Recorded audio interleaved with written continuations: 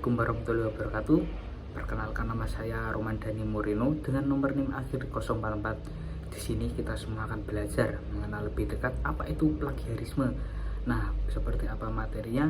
Yuk simak video berikut ini.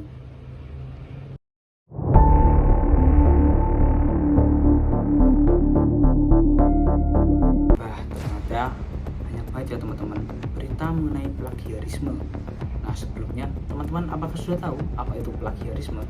Plagiarisme adalah sebuah tindakan menjiplak atau mengambil karya orang lain, baik itu tulisan, ide, gambaran, musik, atau bentuk karya lainnya, dan mengakuinya sebagai milik sendiri tanpa memberi sebuah kredit atau sumber yang tepat.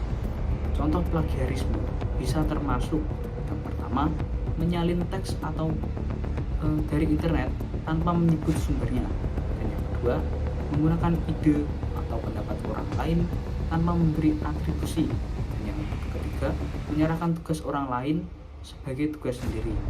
Nah, plagiarisme itu merupakan sebuah pelanggaran etika yang termasuk dalam kriminal, terutama di dunia akademik dan profesional, karena mencuri hasil kerja keras orang lain. Untuk menghindarinya, penting untuk selalu mencantumkan sumber jika kamu mengutip atau merujuk pada karya orang lain.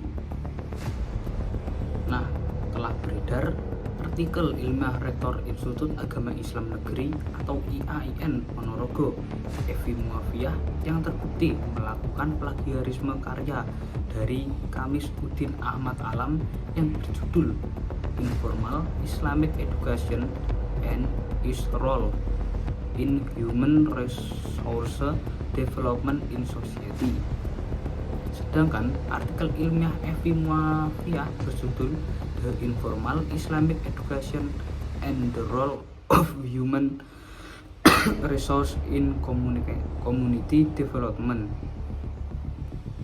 Antara artikel ilmiah Evi Muafiah dan Kamis Udin Ahmad Alam terdapat banyak sekali kesamaan, mulai dari judul, abstrak, sub pembahasan, dan kesimpulan karya ilmiah keduanya. Sebagai contoh, frasa theoretical education pada penelitian Kamis ditulis sebagai theoretical evaluation study dalam penelitian Evi dengan makna yang hampir identik. Nah, sanksi hukum bagi pelaku plagiarisme sudah tertulis dalam undang-undang negara kita. Yang pertama, pada Undang-Undang Hak Cipta UU nomor 28 tahun 2014, plagiarisme termasuk pelanggaran hak cipta jika menggunakan karya orang lain tanpa izin atau tanpa mencantumkan sumber. Sanksinya bisa berupa pidana penjara hingga 10 tahun atau denda hingga 4 miliar. Yang kedua, sanksi akademik atau perguruan tinggi. Plagiarisme dalam dunia pendidikan seperti dalam skripsi, tesis, atau disertasi bisa mendapat sanksi dari kampus. Sanksi bisa meliputi peringatan tertulis. Yang kedua, nilai 0 atau tidak lulus. Yang ketiga, pembatalan ijazah jika ketahuan setelah lulus. Dan yang terakhir adalah dikeluarkan dari perguruan tinggi. Teman-teman, usai sudah pembahasan kita mengenai plagiarisme, saya akan memberi sebuah pesan singkat, yaitu jadilah pribadi yang jujur dan orisinal. Plagiarisme mungkin terlihat mudah, tetapi itu mencuri.